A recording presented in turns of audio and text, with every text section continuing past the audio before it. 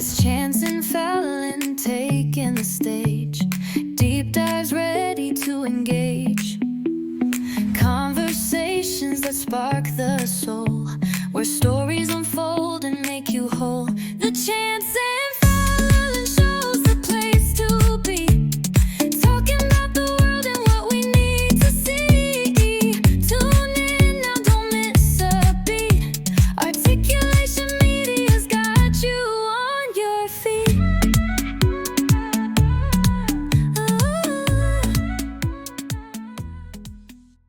Welcome to the Chance and Fallon Show.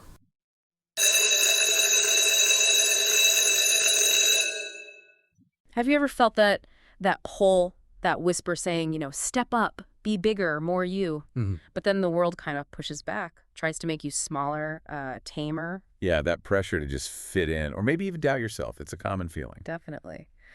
Well, today we're doing a deep dive into a book that tackles that exact thing head on. Okay. It's called The Lion's Code, 12 Rules for Living Wild and Wise, and it's by Dr. Kowboy. Interesting title, Wild and Wise. It is, and we've looked at excerpts, get some background on the author, details from the publisher, bepublished.org. So standard deep dive sources. Exactly, and our mission here is really to pull out the core ideas, those potent nuggets of wisdom from Dr. Kowboy. Helping people kind of get the essence quickly. Yeah, grasp the philosophy, maybe find some aha moments, and just feel informed about his message without getting overwhelmed. Makes sense. He argues that living wild and wise, it's not about being out of control. It's more about, lion-like clarity and purpose. Instinct, Yeah. almost. Kind of, yeah. But tempered with deep spiritual wisdom and, importantly, practical action. It's a framework for power and purpose. Okay, I'm intrigued. Where do we start? Let's start right at the beginning with what Dr. Kowboy says is the absolute foundation for everything else in the code. The bedrock. Right. Before anything else, he states it very clearly, you need God. Straight out the gate. No ambiguity. He argues that no code, no amount of courage, no community even, can truly hold you up if it's disconnected from the creator. And that's really where the book carves its own path, isn't it? He positions that spiritual foundation not just as a belief, but as an active anchor. An anchor, yeah, that's a good word for it. Because he argues that without a real personal relationship with the Most High, and he stresses beyond just religion, your strengths can actually become weaknesses. Oh, so? Well, he puts it pretty vividly. He says things like, your gifts will confuse you, your beauty will become bait, your power will turn reckless, your wisdom will dry up. Wow, that's... It is. It's not just theology. It's presented as a practical reality that underpins all the rules that follow. It's meant to give you that unshakable core for when life throws its punches. So it definitely challenges a lot of purely secular self-help thinking. Absolutely. It roots resilience in something transcendent. So from Dr. Kowboy's viewpoint, the first thing you have to consider before tackling the world is where your ultimate strength comes from when things get tough. Yeah, it sets a really profound tone right away. Maybe challenging for some. Definitely. Now, the person behind this code, he's as compelling as the rules. What can you tell us about Dr. Kowboy, his journey? Oh, his background is, well, it's a real mix of experiences, a crucible, you could say. Okay. He's from Mississippi originally. He's a veteran, United States Marine Corps. Ooh. And get this, he's a loving father to 11 sons and 12 daughters. Wait, 23 children? Seriously? Seriously. And on top of that, he's been an entrepreneur for over 30 years, runs through the Blood Inc., which involves, it's diverse, a kennel, a race stable, and even a landscaping and construction company. Wow. So military discipline, raising a huge family, building businesses, that's a broad spectrum of life. Exactly. Talk about hands-on experience in different kinds of jungles, right? Just kidding. And if you dig a bit deeper, there's more. He's related to historical figures like Dr. T. Leroy Jefferson and John R. Lynch. So a legacy there, too. Seems like it. And he's actively involved in schools, working with organizations to help at-risk kids find creative, nonviolent solutions to problems. It's important work. Very. And interestingly, he mentions receiving an honorary doctor's degree, not from traditional academia, but he sees it as a divine blessing, acknowledging his work and knowledge in the community. So his wisdom is really grounded in lived experience. Deeply. And a clear desire to uplift, particularly as he mentions the Black diaspora and young people of color. That focus is interesting. And his writing process, I heard something about that. Yeah, it's quite remarkable. His first book, a children's book called What the Lion Sees, he apparently wrote it in a single day back in July 2020 One day. Why so fast? to help his 10-year-old grandson achieve a dream of writing a book. That's lovely. Isn't it?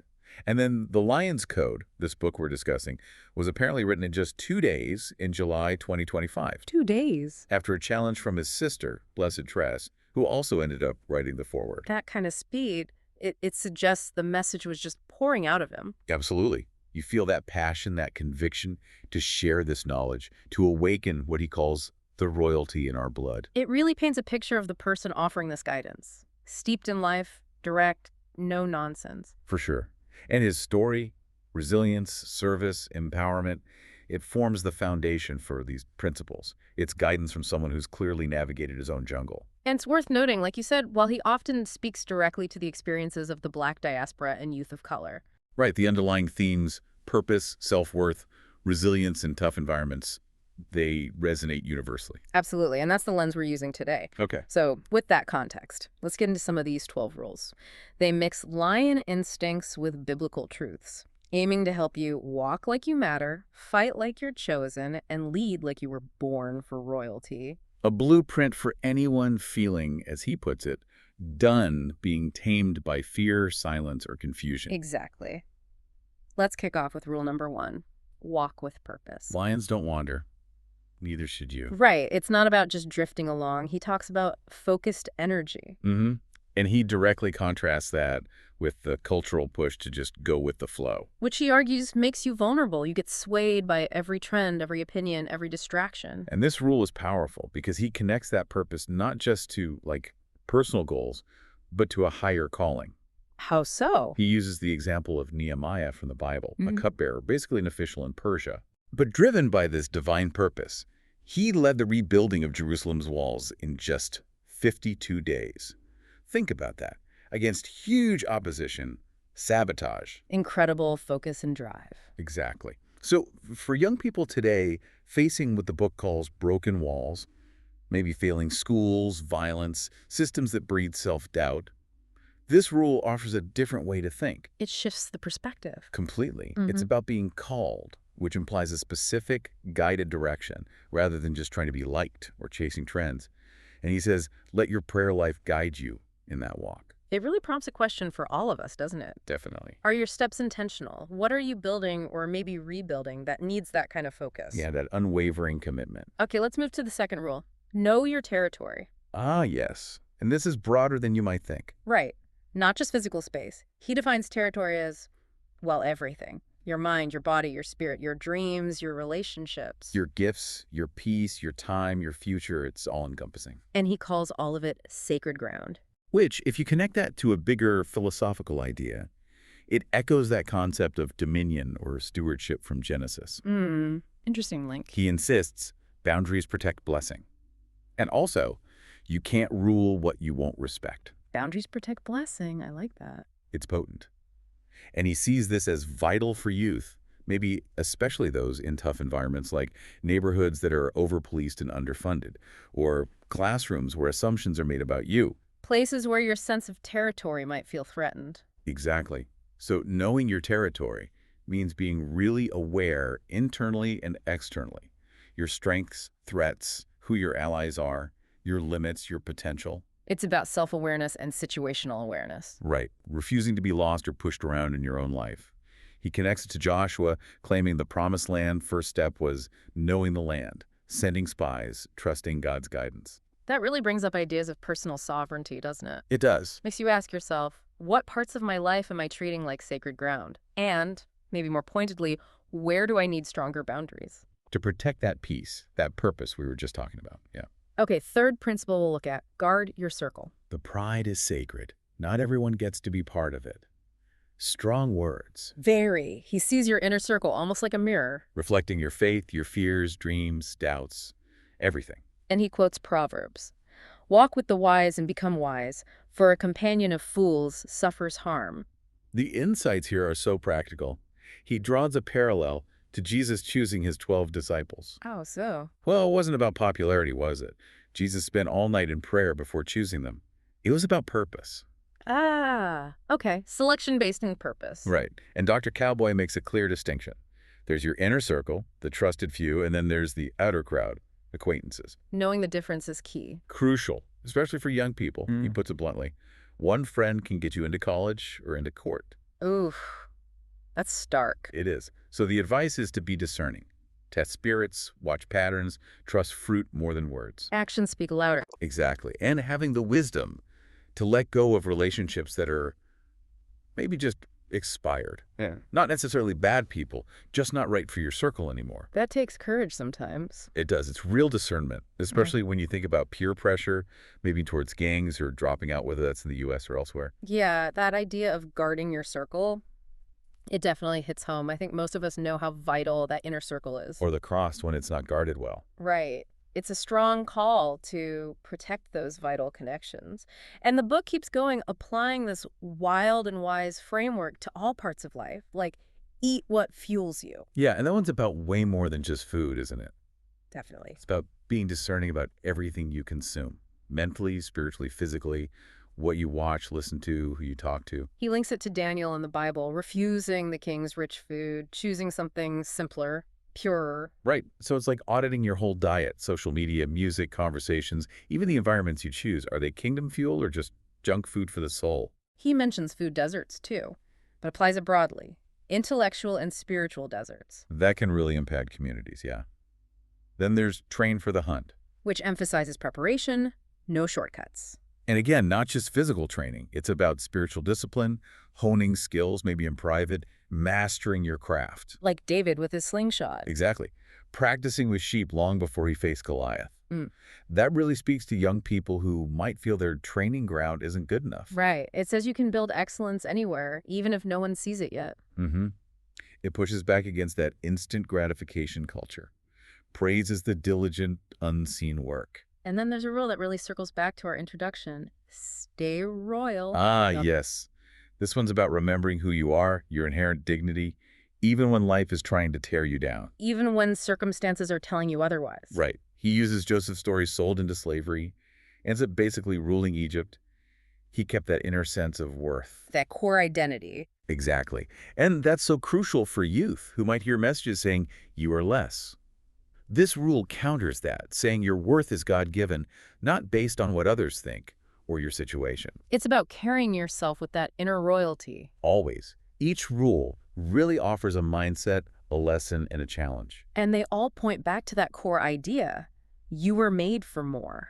It's a very complete approach to empowerment. Holistic, definitely.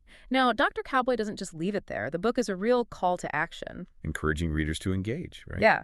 Leave a review. Tag at Dr. Cowboy on Facebook. Share it with every young person who needs to remember who they are. And that ties directly into another rule, Rule 11, leave your mark. Ah, okay. Tell us about that. He stresses that your life itself is a message. Legacy lasts way longer than likes on social media. So think beyond the immediate. Right. Build something that outlives you. Maybe serving quietly, mentoring someone, teaching. It's not always about big, loud things. It's about excellence with what you have. Because, as he puts it, the kingdom is counting on you.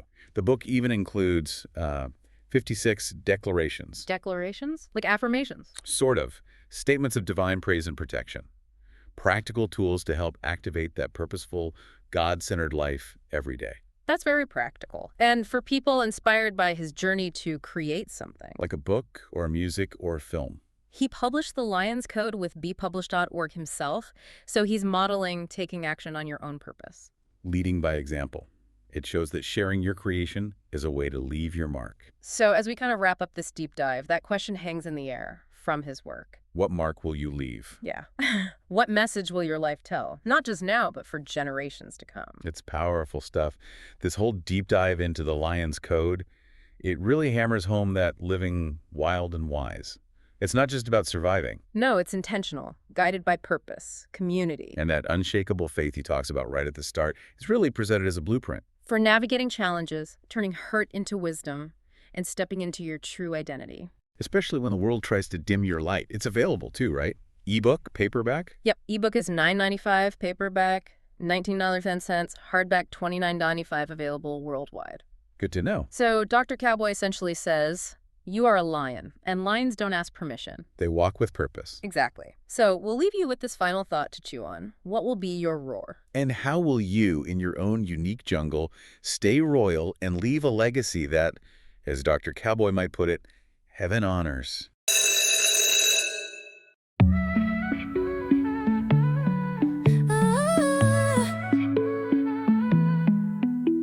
It's Chance and Fallon taking the stage.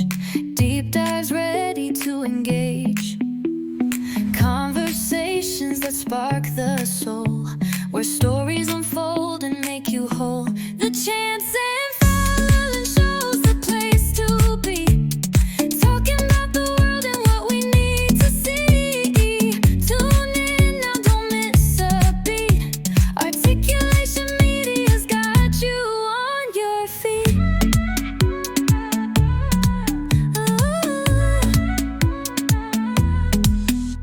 From big ideas to the smallest truth, they'll break it